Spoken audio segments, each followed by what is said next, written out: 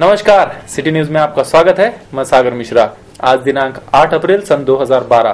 कैसा रहा अब तक की खबरों का हाल? सबसे पहले नजर डालते हैं आज की हेडलाइंस पर।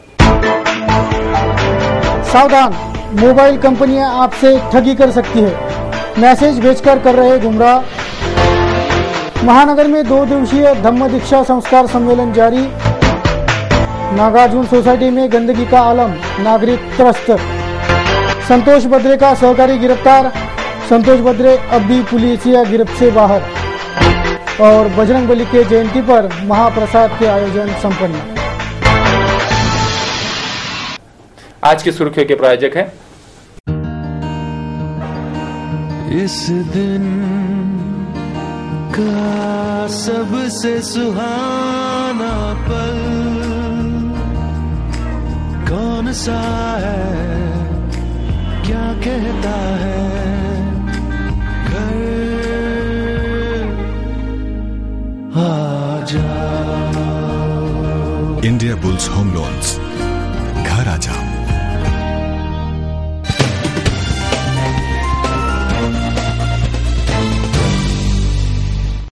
अब देखते हैं संपूर्ण समाचार विस्तार से। राम भक्त हनुमान जयंती के पर्व पर महानगर में रविवार को विभिन्न हनुमान मंदिर में महाप्रसाद के कार्यक्रम संपन्न हुए। हनुमान भक्तों ने महाप्रसाद का लाभ लेकर प्रभु श्री राम एवं उनके परम भक्त बजरंगबली की आराधना कर आशीर्वाद लिए। स्थानीय सक्करसाज श्री हनुमान मंदिर, मुरलीधर महाराज मंदिर सहित महानगर के विभिन्न हनुमान मंदिरों में महाप्रसाद के आयोजन संपन्न हुए।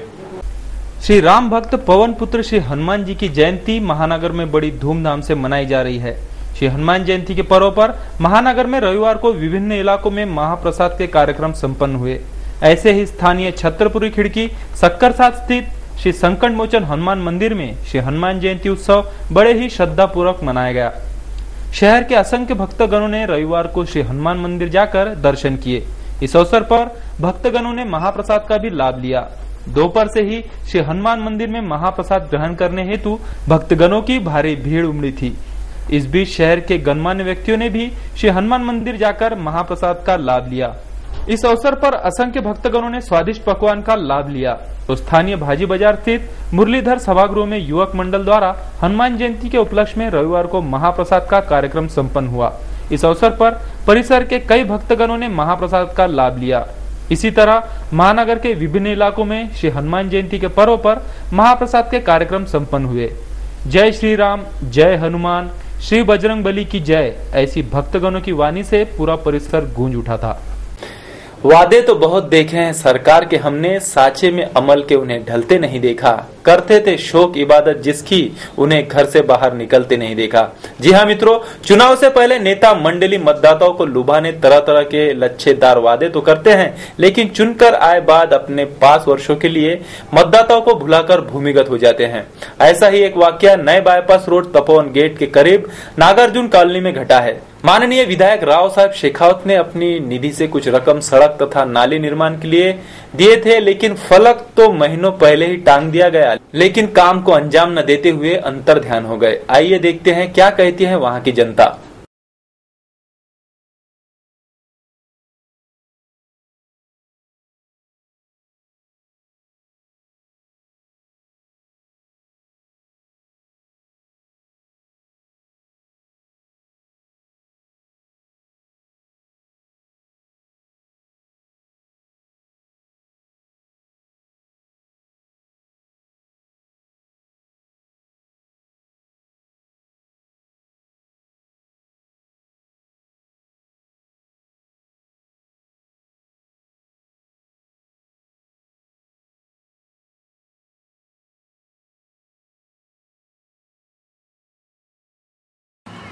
और यहाँ पे वो जो रास्ते और नाली सांडपानी जो है, वो सांडपानी जैसे का वैसा चल रहा है। बहुत दिन से हम बातें कर रहे हैं कि यहाँ पर हो जाएगा, आमदार आ गए यहाँ पे, मगर उन्होंने मंजूर होने के बावजूद भी आज तक कोई काम नहीं किए। ये अपना वार्ड नंबर 2 है और यहाँ का नगर सेवक स्वाति निस्ताने और राजू मानकर, ये दोनों भी यहाँ पर आने के लिए तैयार नहीं, काम देखने के लिए तैयार नहीं। बहुत दिन से काम पड़ा है, इतने पैसे मंजूर हो गए ऐसे बोल रहे हैं। कितने पैसे मंजूर हुए आपको? 5,02,200। हाँ। और धोने के घर से प्राध्यापक रामटेके के घर तक नाली और ये रफ्ते के काम और रोड का काम हो जाएगा ऐसे बोल रहे थे। अच्छा, आप लोगों की मांग है कि ये जितना सैंक्शन हुआ है वो हिसाब से रास्ता बन जाना चाहिए, नाली बन जाना चाहिए, नाली बन जाना चाहिए। बराबर, बोर्ड भी लगा है, लेकिन कोई उसके जो है कोई यानी आने को तैयार नहीं, आने के लिए तैयार नहीं, काम करने को। इलेक्शन के पहले बोर्ड लगाए हैं, उसके बाद इलेक्शन के पहले एक बार 2 बार तो आके गए, मोजनी करके चले गए, हम 2 दिन में काम शुरू करते हो ऐसे बोल रहे हैं। अच्छा, उसके बाद में वो कभी आए ही नहीं। और अभी क्या बोलते कि हमारे पास में समय नहीं है। अच्छा, समय अभी जब तक इलेक्शन नहीं होता तब तक 5 साल के बाद में उनको समय मिलेंगे। बराबर। आप बता रहे थे यहाँ पर पानी की थोड़ी समस्या है, तो पानी के बिना कैसे रास्ता बनेगा, कैसे नाली बनेगी? नहीं, पानी के लिए तो हम तो पानी देने को तैयार है ठेकेदार को। उन्होंने बोला भी था, वो हिसाब से हम उनको बोला भी पूरा कंस्ट्रक्शन के लिए पानी मेरे घर से दूंगा बोला मैं। अच्छा, उनको चैलेंज भी किया था, लेकिन उसके बाद में वो बोले हम कल परसों से काम चालू कर देते बोले। मेजरमेंट लेके गए थे वो, उधर काम चालू है बोले, थोड़ा कम है बोले, तो कल परसों चालू करते बोले। 3 महीने हो गए। 3 महीने हो गए। अच्छा, आप कुछ बोलना चाहेंगे? ठीक है, और किसको कुछ बोलना है तो आप बता सकते हैं। नहीं, अगर जल्दी से जल्दी अगर हमारी समस्या अगर उन्होंने साल कर दी है, हम सभी उनके पीछे। हम नागार्जुन कॉलोनी के रहवासी है। हमारा जो है सर्विस लाइन का जो है प्रॉब्लम करीबन 10 साल से हम फेस कर रहे हैं। महानगर पालिका में जो नगर सेवक इसके पहले थे पूजा सयाम, उनकी तरफ भी निवेदन दिया है, लेकिन उन्होंने अभी तक कुछ उसके ऊपर कार्रवाई नहीं किए है। ये सर्विस गली जो है पुराना जो लेआउट है करके है, तो हमारे जो है 10-12 घर है, उसका जो सांड पानी है वो जाने के लिए यहाँ कोई आउटलेट नहीं है। तो हमारी रिक्वेस्ट है, जो अभी जो विद्यमान जो नगर सेवक है स्वाति निस्ता ने, उन्होंने ये जो प्रॉब्लम है हमारा, उसके ऊपर कुछ तो भी सोल्यूशन निकलना चाहिए। वो है, और एक रास्ता जो बाहर का है वो भी बन जाना चाहिए। हाँ, स्ट्रीट लाइट बाहर का रास्ता। और क्या बोलना चाहेंगे इस विषय में? कुछ नहीं, हमारे इधर जो नगर सेवक है, वो पुराने भी नगर सेवक थे, वो भी यहाँ आकर देखते नहीं थे, कुछ भी नहीं, यहाँ पर कुछ भी काम नहीं किया। जो भी पुराने थे, इससे पहले जो पूजा सयाम मैडम थी। काम में क्या चाहते हैं आप, क्या होना चाहिए? रोड होना चाहिए, नाली होना, स्ट्रीट लाइट होना हम लोगों को। लेकिन स्ट्रीट लाइट रात में अंधेरा रहता है, हमारे बच्चे ट्यूशन से आते हैं, हम लोग भी आना जाना पड़ता है। स्ट्रीट लाइट भी नहीं है, स्ट्रीट लाइट भी नहीं है, रोड भी नहीं है, रोड नहीं है, लेकिन रिपेयर को आया सब खराब कर दिया ना रोड वगैरह जी। तो वो तो रोड तो रिपेयरिंग करना चाहिए, जहाँ देखो वहाँ गड्ढे और नाली हमारी बनाएंगे करे, सैंक्शन कर लिए, सब कर लिए, लेकिन चारों कॉलोनी का पानी यहाँ तक छोड़ दिया है। अच्छा, चारों कॉलोनी आजू बाजू कौन सी है, ये नाम बोलिए। कॉलोनी, मीनाक्षी कॉलोनी, संकेत कॉलोनी, सब पानी यहाँ नागार्जुन कॉलोनी में आके छोड़ा है। अच्छा, 10 साल पहले एप्लीकेशन दिया महानगर पालिका को। हाँ, फिर भी यहाँ से वो पानी आगे गया है नहीं। अच्छा, आगे बढ़ानी है। पैसा मंजूर हो गई तो काम नहीं कर रहे ना। अभी तो यहाँ पे बोर्ड लगा के रखा है सिर्फ नाम के वास्ते। बोर्ड लगा है, लेकिन 1 महीना अभी 3 महीने होते आ रहे हैं, लेकिन वो बोर्ड का भी कोई कार्रवाई कर रही नहीं। आमदार के पैसा मंजूर होने के बावजूद यदि काम नहीं होता तो फिर क्या आमदार को सिर्फ अपना नाम ही चाहिए क्या, जहाँ वहाँ बोर्ड लगा के रखना? फिर कॉन्ट्रैक्टर नहीं है, कॉन्ट्रैक्टर बोलता है कि मैं छोटे मोटे काम में कोई इंटरेस्ट नहीं लेता हूँ, तो ये बात कोई अच्छी नहीं है। तो क्या करना हम लोगों ने, फिर आम नागरिकों की जो प्रॉब्लम है, तो फिर क्या करना? हम इतने सालों से उनको बोल रहे हैं, कोई नहीं सुन रहे। अभी ये पैसा मंजूर होने के बाद भी यदि काम नहीं हो रहा है, पहले साल से खुद ने टैक्स लगाया, महानगर पालिका लोगों को बुला के हमने टैक्स दिया, एट ए टाइम दिया सबने। सभी प्रकार के जो है टैक्स देने के बावजूद भी यहाँ पे कोई ऐसे विकास के काम नहीं हो रहे हैं। ये ग्राउंड का भी हमारे विकास का काम हो जाना चाहिए ना बराबर। हमको जो नाली की समस्या है, जो अभी बरसात में पूरा पानी वगैरह वहाँ तो रुक जाता है, मच्छर आते हैं, हमारे बच्चे बीमार गिरेंगे, तो वो बीमारी पे कौन पे कहता है ध्यान देगा क्या? कारपोरेशन ने सिर्फ टैक्स नहीं लेना, हम खुद हमारा खुद के पैसे से हम काम करेंगे, वैसे माफ कर देना कारपोरेशन टैक्स, हम खुद के पैसे से काम करेंगे, बस नाली बनाएंगे हमारे पैसे से। पिछले साल मैंने बोला भी था, जो आए थे ना टैक्स वाले, नहीं टैक्स वाले आए थे, उनको हम लोग टैक्स नहीं भरते, हमारी जब तक समस्या कंप्लीट नहीं करते तो हम कुछ नहीं करते, ऐसे बोल रहे थे। और हमारा ये काम है सिर्फ टैक्स कलेक्ट करना, बाकी आप ऑफिस में आके पूरी पूछताछ कीजिए। ठीक है, बहुत बहुत धन्यवाद।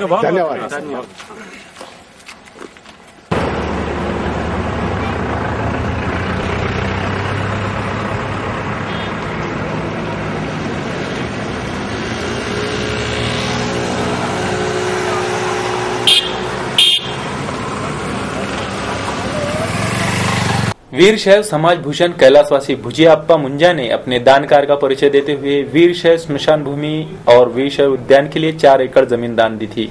ऐसे दानवीर भुजियाप्पा की स्मृति में रविवार को कैलाशवासी भुजियाप्पा मुंजा के अर्धाकृति पुतले का अनावरण मान्यवरों के हाथों संपन्न हुआ।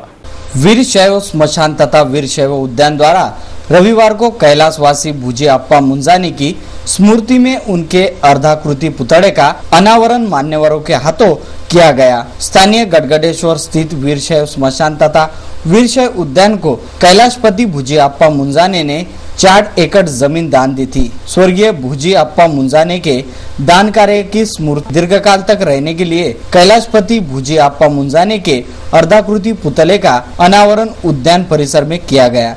इस अनावरण समारोह में मान्यवरों द्वारा स्वर्गीय मुंजाने के जीवन कार्य तथा दानशूरता पर प्रकाश डाला गया। इस समारोह के दौरान हनुमान व्यायाम प्रसारक मंडल के प्रधान सचिव श्री प्रभाकर राव वैद्य को भारत सरकार द्वारा पद्मश्री से सम्मानित करने पर तथा वनस्पति शास्त्र तज्ञ डॉक्टर प्रभा भोंगावकर को अंतर्राष्ट्रीय पुरस्कार प्राप्त होने पर पुतला अनावर समिति द्वारा सस्नेह सत्कार किया गया। इस अवसर पर पूर्व सांसद अनंत गुड़े, विधायक रवि राणा, पूर्व महापौर तथा पार्षद विलास सिंगोले, डॉक्टर रोहित कड़मकर आदि मान्यवरों सहित पुतला अनावरण समिति के पदाधिकारी प्रमुखता से उपस्थित थे। अमरावती फिलाटेलिक सोसाइटी की सर्वसाधारण सभा दिनांक 8 अप्रैल को अभियंता श्री अशोक नवलखेड़े के निवास स्थान पर आयोजित की गई। इस अवसर पर सोसाइटी के अध्यक्ष श्री निम्बाड़कर, सर्वश्री नंदकिशोर पाबड़े, मुंदड़ा जी, हेड़ा जी, अरविंद हम्मंडे व अशोक भाई जोशी प्रमुखता से उपस्थित थे। इस मीटिंग के दौरान श्री अशोक नवलखेड़े द्वारा संग्रहित बहुमूल्य डाक टिकट व मुद्राएं प्रदर्शित की गयी।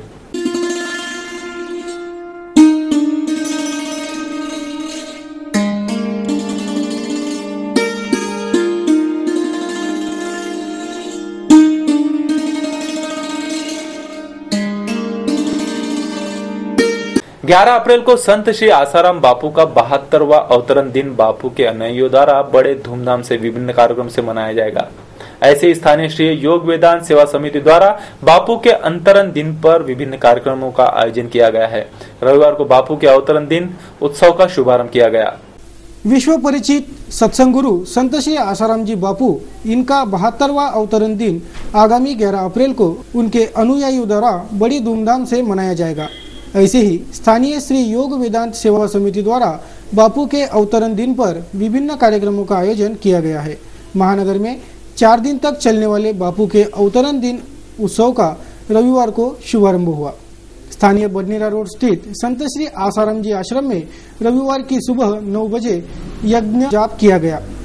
शहर के अस्पतालों में फलों का वितरण कर बापू के आश्रम के सामने से गुजरने वाले राहगीरों को भी छाछ का वितरण इस अवसर पर किया गया। संत श्री आसाराम बापू जी के अवतरण दिन उत्सव में महानगर के कई अनुयायी गण प्रमुखता से शामिल हुए थे। अब नजर डालते हैं कुछ मुख्य खबरों पर। केंद्र सरकार के नैतिक मूल्य शिक्षण प्रकल्प के नाम पर बेरोजगारों को शिक्षा प्रकल्प में नौकरी लगा देने का झांसा देकर दामिनी बहुउद्देशीय संस्था जो बीड़ जिले की है वह अमरावती शहर और जिले के बेरोजगारों को ठग रही है। नौकरी के प्रशिक्षण के नाम पर प्रति उम्मीदवार से 20-20 हजार रुपए वसूल रही है। ऐसी शिकायत संतप्त बेरोजगारों के शिकायत के आधार पर सिटी न्यूज संवाददाता प्रदीप सोजतिया ने गाड़गे नगर पुलिस को दी है। यह प्रकल्प गढ़ शिक्षणाधिकारियों की अनुमति से चलाया जा रहा है, ऐसा संस्था अध्यक्षा का कहना है। पर गढ़ शिक्षणाधिकारी ने यह साफ कर दिया है कि उन्होंने शैक्षणिक प्रकल्प चलाने की अनुमति दी थी। बेरोजगारों को नौकरी के नाम पर ठगने की अनुमति नहीं दी गई थी। आमच्याकडे असा कुठलाही प्रस्ताव नाही। आम्हाला फक्त त्यांनी एनओसी मागितली होती, त्या अनुषंगाने पत्र दिलं झाला संपला विषय। प्रस्ताव आमच्याकडे दिला होता, मला काहीच माहिती नाही त्यातलं। तुम्ही जे बोलले ते 2 वेळी मी काही शिक्षणाधिकारी आलो, मी बदला मार्ग लावून आलो। ना ही इस संस्था ने पद भर्ती की जानकारी शिक्षण अधिकारी कार्यालय को दी है, पर संस्था अध्यक्षा इस करतूत का समर्थन कर इसे न्यायिक करार देने में ही लगी है और उल्टे पुल्टे बयानात दे रही है। शारदा वसंतराव कदम, दामिनी बहुउद्देशीय सेवाभावी संस्था, या संस्थेची मी अध्यक्ष आहे गेल्या 2002 पासून। ही संस्था आहे, रजिस्ट्रेशन झालेली आहे बीडमध्ये। ह्याचा रजिस्ट्रेशन नंबर आहे 330 आणि ह्या संस्थेच्या अंतर्गत श्री संत गजानन अध्यापक महाविद्यालय, अध्यापक विद्यालय, डी फार्मसी, ज्युनियर कॉलेज हे अंबोजगा या ठिकाणी बीड जिल्ह्यामध्ये चालू आहे।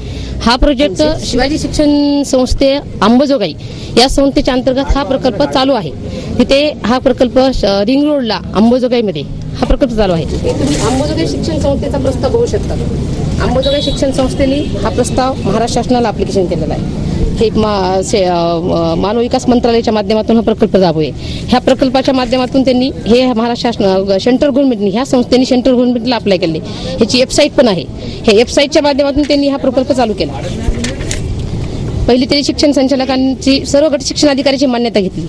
त्यानंतर शिक्षण अधिकारी बीड यांनी माननीय शिक्षण सचिव मंत्रालय यांनाही त्यांनी परमिशन दिली. आपकी बीड की संस्था है, उसमें नौकरी की जरूरत है, ठीक है? हाँ? तो वहाँ से बीड पूरा आपने महाराष्ट्र छोड़कर अमरावती क्यों आए आप? मी अमरावतीची, मी बुलढाणामधून बुलढाणा माझं सासर आहे. तिथे माझे मिस्टर नायब तहसीलदार आहेत बुलढाण्यामध्ये. आणि अमरावती महाराष्ट्रातील ह्या प्रकल्पासाठी गणेश नेताजीराव पवार हे मोताळ्यामध्ये नायब तहसीलदार आहेत. आणि मी बीड जिल्ह्यामध्ये हा प्रकल्प पूर्ण त्या संस्थेने गेलेला आहे. एकूण महाराष्ट्रातले 11 जिल्हे ह्या प्रकल्पामध्ये. अमरावती जिल्हा आहे, बीड जिल्हा आहे, परभणी जिल्हा आहे, उस्मानाबाद जिल्हा आहे, असे 11 जिल्हे आहेत. तर मी अमरावती जिल्हा का पसंत केला तर मला इथं जवळ पडत आहे आणि अमरावती जिल्ह्यामधला हा प्रकल्प चालू आहे म्हणून मी के हिसाब से अमरावती चुना. हाँ, आपको तकलीफ नहीं होना चाहिए. मुझे एक बार बताइए आप, ये जो पेपर में आपके पूरे संस्था के नाम से एक 400 BC का न्यूज आई हुई है, हाँ, तो ये आप क्लियर करके देना. अच्छा, सही है या गलत है? नाही, गलत आहे सर. आज पेपर मध्ये आहे, गलत आहे. ह्याच्यामध्ये कुठल्याही प्रकारचा भ्रष्टाचार किंवा कुठल्याही प्रकारची फसवणूक करायचा आमचा उद्देश नाही आमच्या संस्थेचा. आधी सुरुवातीला संस्थेचे फॉर्म भरणं प्रक्रिया आहे आणि मी स्वतः सगळ्या ह्याच्यातल्या अमरावती जिल्ह्यामधल्या संपूर्ण गट शिक्षण अधिकाऱ्याची परमिशन घेतलेली आहे. तुम्हाला परमिशन पत्र सुद्धा मी दाखवू शकते संपूर्ण. त्यानंतर गट शिक्षण अधिकाऱ्याची परमिशन झाल्यानंतर मी शिक्षण अधिकाऱ्यांची परमिशन घेतलेली आहे. शिक्षण अधिकाऱ्याची परमिशन घेतल्यानंतर हा प्रकल्प आता मंत्रालयामध्ये सुद्धा दाखल केलेला आहे. परंतु शिक्षण अधिकाऱ्यांची परमिशन घेणं हा प्रकल्पाचं हे 4 तालुके आम्ही सुरुवातीला घेतलेले आहेत. 4 तालुक्यामध्ये दर्यापूर आहे, त्यानंतर अमरावती आहे, भातकुली आहे आणि नांदगाव खंडेश्वर आहे. या 4 तालुक्याचं सगळं ओके झाल्यानंतर आम्ही पुढले तालुके सुरू करणार आहेत. तोपर्यंत बाकीचे तालुके आम्ही घेणार नाहीत. आणि ह्याची सेंटर आपका अमरावती रहेगा. हा, अमरावती 4 ह्याच्यामध्ये पण प्रत्येकाची ट्रेनिंग होणार आहे. ट्रेनिंग ज्या त्या तालुक्यामध्येच होणार आहे. त्यानंतर जॉईनिंग होणार आहे. जॉईनिंग मध्ये शिक्षण अधिकारी, गट शिक्षण अधिकारी यांच्या परमिशननं जॉईनिंग होणार आहे प्रत्येक शाळेवरती. आणि नैतिक मूल्ये हे महाराष्ट्र शासनाचं सेंट्रल गव्हर्नमेंटचा उद्देश काय आहे की नैतिक मूल्य जे प्रकल्प आहे हा एक मिनिट सांगते, मी सगळं सांगते. नैतिक मूल्य शिक्षण प्रकल्प जे आहे या प्रकल्प सेंट्रल गव्हर्नमेंटनी जे सुरू केलं आहे नैतिक मूल्य विद्यार्थ्यांना शिकवलं जात नाही. कंपल्सरी शाळेत कोणते शिकवलं जात नाही आणि त्यांचा उद्देश विद्यार्थ्यांना पण ते नैतिक मूल्य शिकवलं जावं. आणि दुसरी गोष्ट त्याच्या माध्यमातून जे डीएड बीएड सुशिक्षित बेकार लोक आहेत त्यांना कामही मिळावं असं ह्या पद्धतीने हे प्रकारे त्यांचा उद्देश आहे सेंट्रल गव्हर्नमेंटचा. हा, तुम्ही ह्याच्यावरची वेबसाईट आहे, या संस्थेच्या माध्यमातून शासन घेते. सगळे रूल्स हे सगळे शासनाचेच आहेत. फक्त संस्थेच्या माध्यमात डीएडचे जे विद्यार्थी आहेत, डीएड विद्यार्थ्यांना जे शिक्षण सेवक असतात जसे शिक्षण सेवक लागतात तसे डीएड विद्यार्थ्यामध्ये हे डीएड झालेले जे विद्यार्थी आहेत ते मूल्य शिक्षक सेवक म्हणून लागतील. आणि जे बीएड झालेले आहेत ते 10 विद्यार्थ्यामागे एक सुपरवायझर असेल बीएड झालेली. तर बीएडची 35 जागा आहेत प्रत्येक तालुक्यासाठी आणि 250 जागा आहे डीएडच्या साठी आहेत. तर अशा पद्धतीने प्रकल्प आहे. ह्याच्यामध्ये कुठली फसवणूक, एवढ्या आम्ही महिला आहेत, कुठली फसवणूक करायचा उद्देश नाहीये. आणि एवढा सोपी गोष्ट नसती की एवढ्या मोठ्या जिल्ह्यात येऊन इथं बसणं, आपलं दुकान मांडणं. पहिली याची प्रोसिजर अशी आहे, गट शिक्षण अधिकाऱ्याची परमिशन घेणे, शिक्षण अधिकाऱ्याची परमिशन घेणे, ऍड देणे. ऍड दिल्यानंतर त्यांना त्या सिलेक्शन पूर्ण कॅटेगरीनुसार प्रत्येकाचं सेंट्रल गव्हर्नमेंटचे रूल्स आहेत त्यानुसार त्यांची भरती करणे. भरती झाल्यानंतर त्यांची ट्रेनिंग देणे. त्यांची 20,000 रुपये फीज ट्रेनिंग फीस आहे. त्याच्यामध्ये आम्ही त्यांना 2 टायमाचं जेवण ठेवलेलं आहे विद्यार्थी ट्रेनिंग वेळेला. जे सिलेक्शन होईल त्या विद्यार्थ्याचं, बाकीचं नाही. जे 250 मध्ये जे सिलेक्शन होईल त्यांचं, त्याच्यामध्ये त्यांना 20,000 लेने के लिए सरकार ने आपको बोला है कि उनसे 20,000 लेके उनको ट्रेनिंग देना है. ट्रेनिंग देणे नाही, त्याच्यात वेबसाईटवर गव्हर्नमेंटचा रूल्स आहे. तर त्याच्यामध्ये तुम्ही फीस मध्ये बघू शकता तुम्ही ह्याच्यामध्ये वेबसाईट मध्ये. बेरोजगार लोग जो है उनको नौकरी पे लगाने ये आपके संस्था का उद्देश्य है. हाँ, बरोबर है. लेकिन आप बेरोजगारों से 20,000 रुपए मांग रहे हैं. उनका सिलेक्शन होने के बाद में 20,000 लाएंगे कहाँ से? सिलेक्शन आता विद्यार्थ्यांना तर ते द्यावंच लागते ना सर फीस. नहीं है तो कहाँ से लाएंगे? उनके पास में रहते थे, आपके पास में नौकरी के लिए नहीं आते थे वो. पहले आप 120 रुपए उनसे ले रहे. त्याच्यात सुद्धा आता सर ही लोक थांबलेले तिथे काम करायला. हे लोक फुकट करणार नाहीत ना. जे इथं लोक थांबलेत फॉर्म घ्यायला स्वीकारायला वगैरे हे ते संस्थेचे लोक आहेत ना, फायद्याचे. ह्याच्यामध्ये फायद्यासारखी कुठलीही गोष्ट नाहीये सर. फक्त एवढंच आहे की संस्थेच्या माध्यमातून चांगला उपक्रम राबवायचा आहे आणि आम्हाला केंद्र शासनाचा उपक्रम इथं राबवायचा, एवढाच आमचा उद्देश आहे. बाकी आमचा काही उद्देश नाही. क्या गारंटी दोगे आप इन लोगों को? नोकरीची गॅरंटी दिली तिथे लिहून देतो ना सर, आम्ही पत्र दिलं होतं ना आम्ही त्यांना. 420 नहीं होंगी, उस पे क्या करेंगे आप? ट्रेनिंग काय के लिए हम लोग ट्रेनिंग करके ही तो आए हैं यहाँ पर. ट्रेनिंग नाही सर, नैतिक मूल्य प्रकार शिक्षण तुम्हाला शिकवलं जात नसते सर. हे कुणाच्या तर ट्रेनिंग विद्यार्थ्यांना शिकवलं जाते. हे ट्रेनिंग साठी तुम्हाला जे विद्यार्थी आहेत ट्रेनिंग तुम्हाला घेणं कंपल्सरी आहे. हे पत्र असेल ना तुम्हाला केंद्र सरकार, तुम्ही वेबसाईट वरती आहेत ना सर, तुम्ही बघू शकता. आमच्याकडे हे प्रोसिजर असे कसं केंद्र शासन, समजा एखादी शाळा आहे आणि जर आपण एखाद्या शाळेला जर केंद्र शासनाला ग्रँट मागितलं तर देईल का केंद्र शासन? आधी बघल ही शाळा ह्या तालुक्यामध्ये चालू आहे का, ह्याला एवढे शिक्षक भरलेले आहेत का, हे सगळे प्रोसिजर बघूनच केंद्र शासन मान्यता याले जे मान्यता केंद्र शासनाची मान्यता पत्र असेलच ना, महाराष्ट्र मान्यता देण्यात आली. हा, मग महाराष्ट्र आम्हाला शिक्षण अधिकाऱ्याची मान्यता आहे, महाराष्ट्र शासनाची मान्यता आहे. आता महाराष्ट्र शासनाची मान्यता हे प्रोसिजर महाराष्ट्र मान्यता नाही, फक्त त्यांनी प्रस्ताव इन्व्हर्ट करून घेतलेला आहे. हे सगळे प्रोसिजर करायला तुम्हाला मान्यता दिली. वेतन जे आहे भारत सरकार संस्थेला देणार, संस्था त्यांना ऑनलाइन पे करणार. अंबेजोगाई बीड़ की यह संस्था महानगर के बेरोजगारों को ठग रही है, उसकी पुलिस जांच करे, ऐसी शिकायत पर पुलिस संस्था अध्यक्ष से पूछताछ कर रही है. गौरतलब है कि इस संस्था के पास जो डॉक्यूमेंट है उसमें प्रकल्प चलाने की अनुमति है, पद भर्ती की नहीं. और यह संस्था पद भर्ती के लिए जाहिरात देकर बेरोजगारों के साक्षात्कार ले रही है. यह सब शिक्षा के नाम पर दुकानदारी चलाने की करतूत है. इसलिए शिक्षा का बाजारीकरण करने वालों पर सख्त कार्रवाई हो, ऐसी मांग बेरोजगारों ने पुलिस से की है. इस संस्था के पास जो दस्तावेज है वह भी फर्जी है और इस संस्था पर 420 के अपराध दाखिल करने की कार्रवाई जारी है. सिटी न्यूज के अगले बुलेटिन में इस संस्था के धोखाधड़ी के सूत्रबद्ध पद्धति का उजागर, संस्था के करतूतों का पर्दाफाश किया जाएगा. देखते रहिए सिटी न्यूज.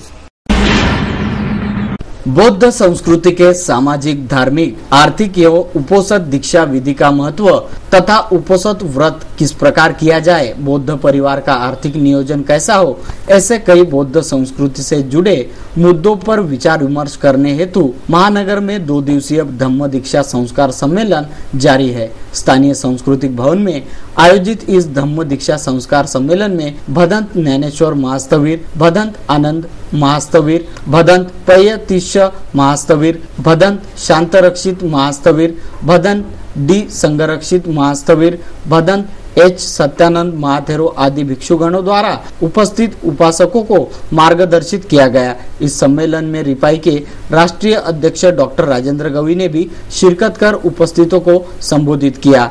इस 2 दिवसीय धम्म दीक्षा संस्कार सम्मेलन के अवसर पर अखिल भारतीय भिक्खु संघ, भिक्खुगण, राष्ट्रीय धम्म क्रांति संघ के पदाधिकारी तथा शहर के बौद्ध उपासक उपासिकाएं बड़ी संख्या में उपस्थित थी. इस सम्मेलन के दौरान डॉक्टर कुणाल इंगड़े प्रस्तुत बुद्ध भीम गीतों के कार्यक्रम ने अच्छा खासा समा बांधा था.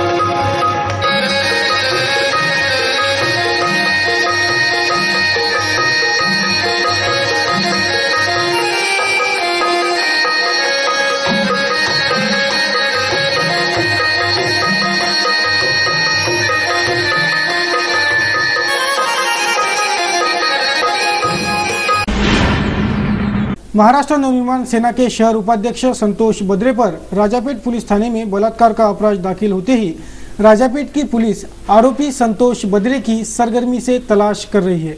आरोपी संतोष बद्रे के दुष्कर्म में उसकी मदद करने वाले सहयोगी रोहित ढोले को पुलिस ने हिरासत में ले लिया है तथा घटना में प्रयुक्त एक सुमो गाड़ी भी पुलिस द्वारा जब्त की गई। इस मामले में राजापेट पुलिस का एक दस्ता संतोष बद्रे की तलाश में रवाना हो चुका है, ऐसी जानकारी भी दी जा रही है। आरोपी संतोष बद्रे का सहकारी गिरफ्तार होने से अब संतोष बद्रे की गिरफ्तारी भी जल्द ही होगी, ऐसा विश्वास पुलिस सूत्र जता रहे हैं। आगे जांच जारी है।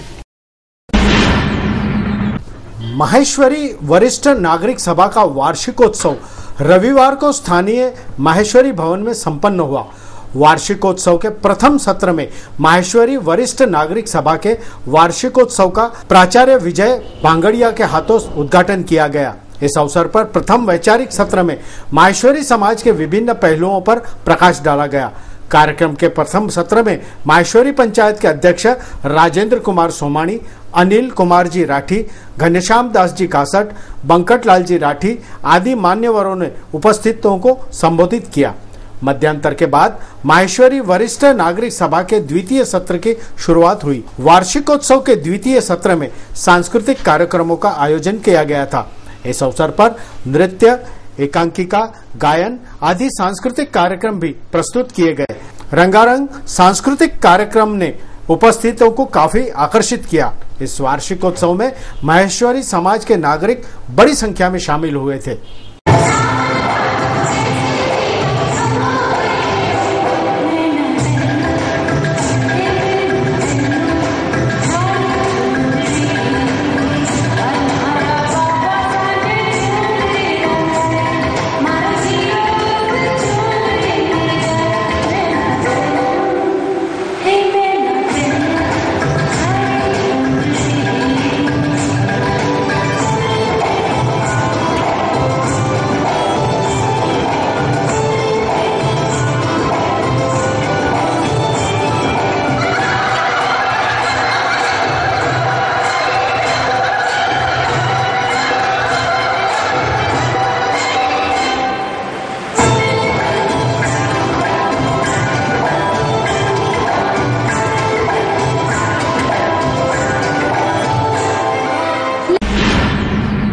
आज का सुविचार कहता है कि जिस देश में हर व्यक्ति स्वयं को अपने पड़ोसी से श्रेष्ठ समझता हो, तो क्या ऐसे देश में एकता हो सकती है? देखते हैं क्या दर्शा रहा है हमारा आज का कार्टून को ना।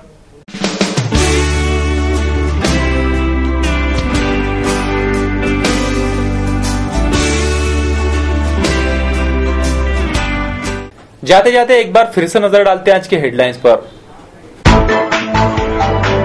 सावधान, मोबाइल कंपनियां आपसे ठगी कर सकती है, मैसेज भेजकर कर रहे गुमराह।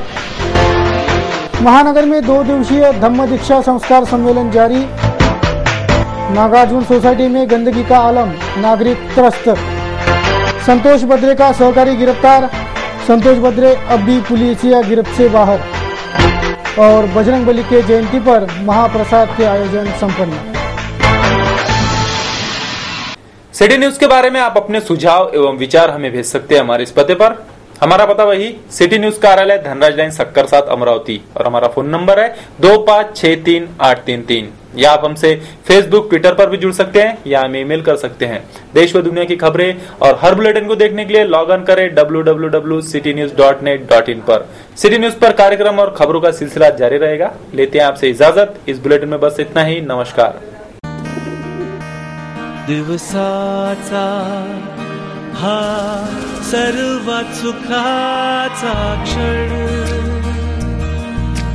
कोणता आहे अन सांगे काय खरी यारा। India bulls home loans,